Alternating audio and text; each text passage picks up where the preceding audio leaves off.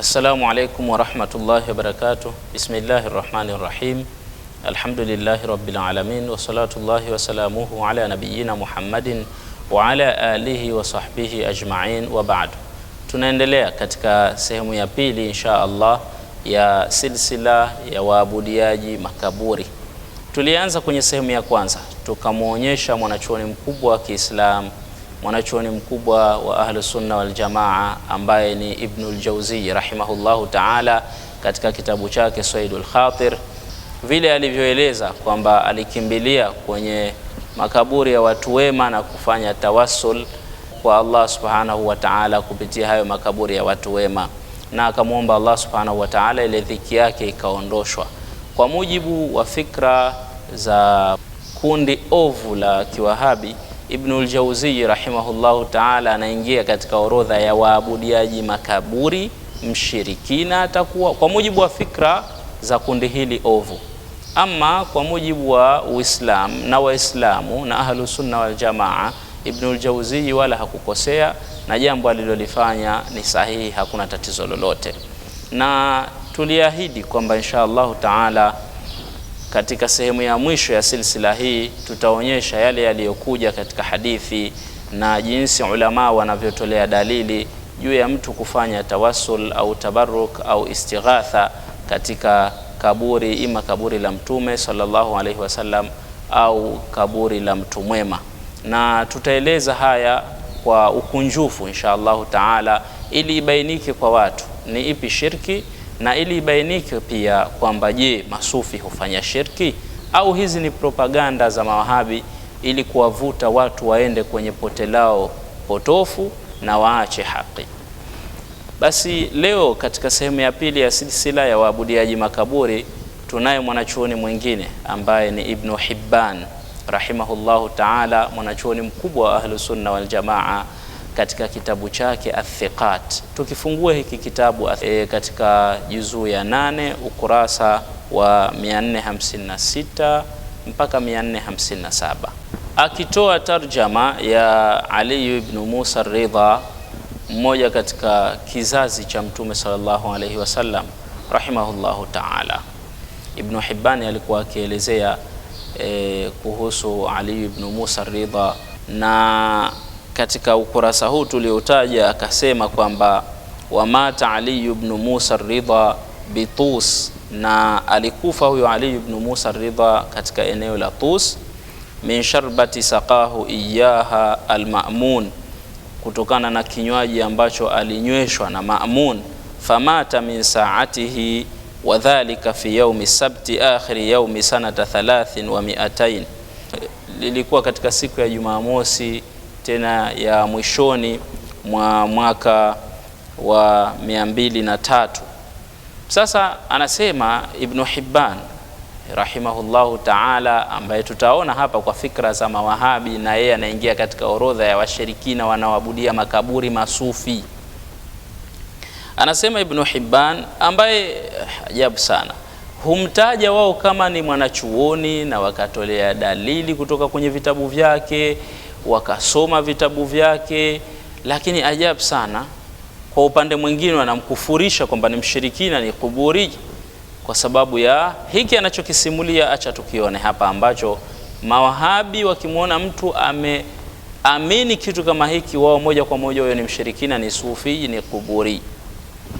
Anasema Ibn Hibban rahimahullahu ta'ala akimweleza Ali ibn Musa Ridha radhiyallahu anhu, anasema wa qabruhu bisanabadh, na kaburi lake liko kwenye eneo hilo la Sanabadh, kharija Nuqan, ambayo ni nje ya eneo la Nuqan. Mashhurun, ni kaburi mashhur, linajulikana. Yuzaru bijambi qabri Rashid, ambalo lipo pembeni ya kaburi la Harun Rashid, na linakuwa linatembelewa.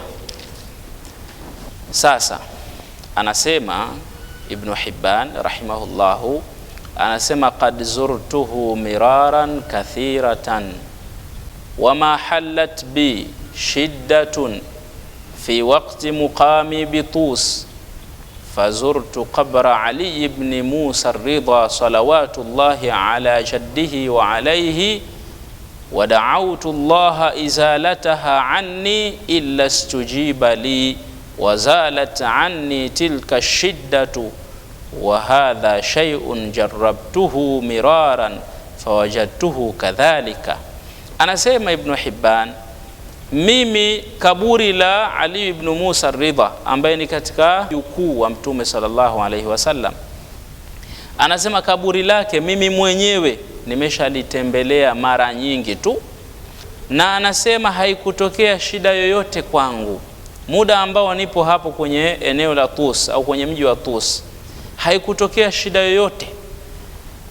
Kisha baada ya shida hiyo nikaenda kwenye kaburi la Ali ibn Musa Ridha na nikamwomba Allah niondoshe shida hiyo, isipokuwa Allah huniitika na huondoka ile shida. Anasema mimi nilipokuwa pale Tus, kila nikikutwa na shida naenda kwenye kaburi la Ali ibn Musa Ridha, kwa kuwa ni mtu mwema, ni katika ukoo na familia ya Mtume sallallahu alaihi wasallam. Nilikuwa nikienda kumwomba Allah subhanahu wa ta'ala aniondoshe shida yangu, lakini chini ya kaburi la mjukuu katika wajukuu wa Mtume sallallahu alaihi wasallam. Na anaamini manaki kwa nafasi alionayo Ali ibn Musa Ridha, basi itakuwa ni wepesi yeye kujibiwa na Allah subhanahu wa ta'ala, kwa kule kuwepo karibu tuna lile kaburi la huyo mtu, kutokana na nafasi na cheo alichonacho huyo mtu. Lakini anayemuomba ni Allah subhanahu wa ta'ala, ambavyo ndivyo wanavyofanya masufi. Basi anasema shida ilikuwa ikiondoka. Tena anasema wa hadha shay'un jarrabtuhu miraran fawajadtuhu kadhalika, hili ni jambo ambalo mimi nimelifanya, nimelijaribu mara nyingi na nimelikuta liko hivyo, kila nikienda pale na shida yangu inatatuka. Huyu ni Ibn Hibban ambaye mawahabi wanaamini ni mwanachuoni wa kutegemewa, na ulimwengu mzima wa Kiislamu unaamini hivyo, na ndivyo ilivyo. Na yeye leo tunampata kuwa anaingia katika waabudiaji makaburi kwa mujibu wa fikra potofu ya mawahabi. Mwisho anasema amatana Allahu ala mahabbati al-Mustafa wa ahli baitihi wa sallallahu alayhi wa alayhim ajma'in. Lakini tukiachana na Ibn Hibban rahimahullahu ta'ala, tusome kitabu kingine, Al-Ilalu wa Ma'rifatu Rijal, kitabu cha mtoto wa Imam Ahmad ibn Hanbal ambaye ni Abdullah ibn Ahmad, mtoto wake Imam Ahmad aliyemzaa mwanawe kabisa. Kitabu hiki tukifungua katika juzuu ya pili ukurasa wa 492, katika kitabu hiki anaeleza baadhi ya maswali ambayo alimuuliza baba yake ambaye ni Imam Ahmad ibn Hanbal rahimahullahu ta'ala. Katika swali la 3243 anasema saaltuhu, nilimuuliza. Huyu ni mtoto Abdullah ibn Ahmad, ni mtoto wa Imam Ahmad ibn Hanbal. Anasema nilimuuliza baba, yani abahu, anakusudia baba yake. Nilimuuliza baba, ani rajuli yamassu minbara nabii sallallahu alayhi wasallam wa yatabarraku bimassihi wa yuqabbiluhu wa yaf'alu bilqabri mithla dhalika au nahwa hadha. Anasema nilimuuliza baba kuhusu mtu ambaye anagusa mimbari ya Mtume sallallahu alaihi wasallam na anatabarruk, anaomba baraka kupitia mimbari ile, kupitia kugusa kule, na anaibusu, na anafanya hivyo hivyo kwenye kaburi. Hivyo hivyo anafanya kwenye kaburi la Mtume, anagusa, anabusu, anafanya hivyo hivyo. Anasema yuridu bidhalika, anakusudia kwa jambo lake hili at-taqarruba ila Allah jalla wa azza, kujikurubisha kwa Allah subhanahu wa ta'ala, ndo lengo lake. Anaenda kugusa kaburi la Mtume sallallahu alaihi wasallam, anabusu ili apate baraka kutoka kwa Allah subhanahu wa ta'ala, kwa sababu ya nafasi ya yule aliyezikwa kwenye kaburi lile. Abdullah ibn Ahmad anasema namuuliza baba, je, mtu huyu nini hukumu yake? Nini hukumu ya kitendo hiki alichokifanya cha kwenda kugusa kaburi la Mtume na kulibusu? Faqala, akasema Imam Ahmad, la ba'sa bidhalik, hakuna tatizo, la ba'sa bidhalik, hakuna tatizo lolote kwenye jambo hilo. Imam Ahmad ibn Hanbal anaeleza, anasema kwamba hakuna tatizo kubusu kaburi la Mtume na kuligusa mtu ili atabaruk, hakuna tatizo lolote. Hili ni swali ambalo amelieleza mwanawe mwenyewe, anasema nilimuuliza baba. Mwanawe Abdullah ibn Ahmad katika kitabu chake Al-Ilal wa Ma'rifatu Rijal. Usije ukatuambia kuna na kauli nyingine ya Imam Ahmad imenukuliwa hivi. Hakuna kauli nzito itakayokuwa na uzito na mashiko na ambayo tuipokee kwa haraka haraka kutoka kwa Imam Ahmad kuliko kauli aliyoieleza mwanawe mwenyewe.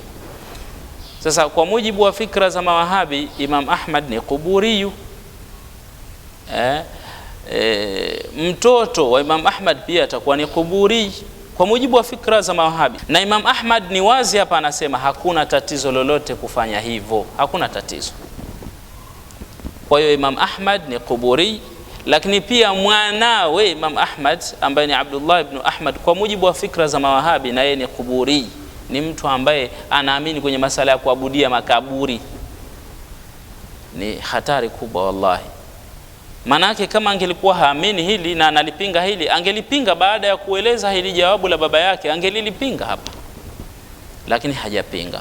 Tutaendelea inshallah na silsila yetu hii, lakini kwa leo tuchukue hawa wanachuoni wawili biidhnillah tabaraka wa taala. Itoshe kuona kwamba wanachuoni wa Ahlus Sunna wal Jamaa walikuwa mbali na fikra za Mawahabi.